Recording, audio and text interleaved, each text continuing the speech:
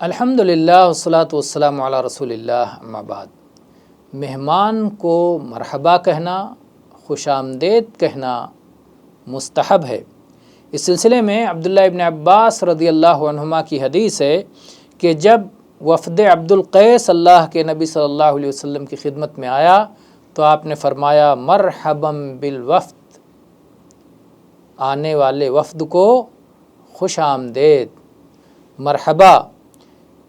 اور ظاہر ہے کہ جب مہمانوں کو خوش آمدید کہا جاتا ہے تو ان کے دلوں میں خوشی پہنچتی ہے، انسیت ہوتی ہے، اور آپ حقیقت ایسا دیکھ سکتے ہیں کہ کوئی بھی آپ کے پاس پہنچے، آپ اسے مرحبا کہیں، اہلاً و سہلاً کہیں، خوش آمدید کہیں تو اسے کیسے خوشی میسر آتی ہے۔